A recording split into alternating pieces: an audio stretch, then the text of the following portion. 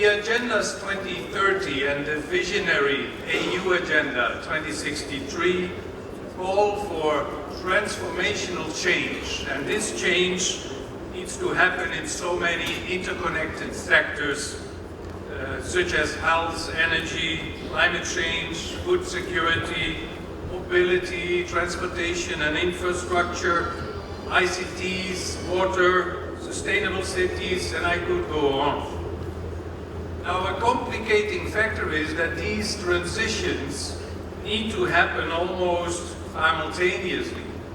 And this adds further to the complexities of dealing with them. And to manage these complexities, our science has to be more clever. It calls for strong science to inform policy and for strong policies for science. The SDI Forum concluded that we need to address the severe capacity gap in engineering and SDI in the continent. We need more young people, like we have seen in the boot camp, the science boot camp, to pick up science and engineering careers. We need to accelerate women's participation in science and technology.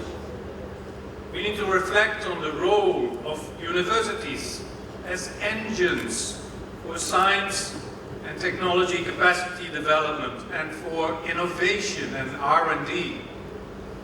We need education and SDI to help accelerate SDG implementation.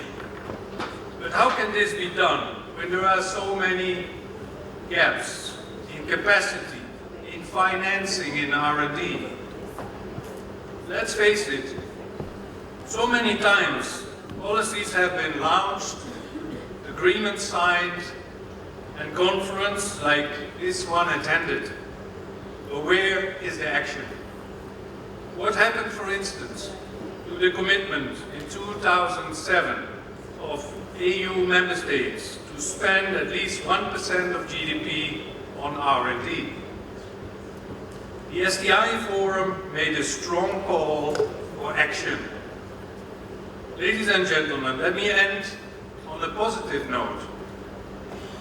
While the world is moving rapidly into the fourth industrial revolution, much of Africa still needs to reap the full benefits of the second and the third revolution.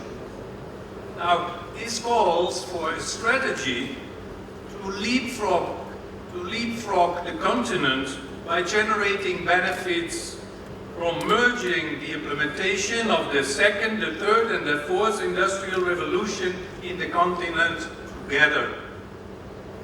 And as such, Africa could have could save significantly on time and on valuable resources. And this is done by maximizing opportunities and by avoiding or minimizing immensely expensive mistakes that have been made by others in driving the second and the third industrial revolutions in their continents. Let me illustrate this with one example. In the energy sector, yes, Africa lags significantly behind in energy access, but it is also blessed with high levels of solar, radiation and hydropower potential. And by embracing renewable energies now, the continent could actually skip the unsustainable carbon-dependent economy stage, which the developed world needs to tackle now urgently, and at a cost of probably trillions of dollars. Now, this example demonstrates, in fact, that being behind could present a strategic advantage of exploiting new opportunities. And similar examples can be identified in other sectors. Africa lacks city infrastructure, but the opportunity now is to develop sustainable and green cities. It lacks transportation infrastructure, and the opportunity is to develop sustainable transport and mobility in Africa. It lacks ICT and connectivity, and the opportunity is to benefit from the latest technological advancements to introduce modern and cost-effective ICT infrastructures. In the last example, the continent faces huge challenges in water, energy and food security. The situation that's worsened by climate change. It came up so often in our deliberations here. And the opportunity is to innovate with a resilient and sustainable energy, water, food nexus in the continent. And to do this requires science, technology and innovation to develop new energy, new water and new food. Now we need the translation of all of this into action. In fact, to repeat the UN Secretary General's call, we need a decade of action. We need a decade of action in managing education and making education, science, technology and innovation work for Africa's transformation. Thank you very much.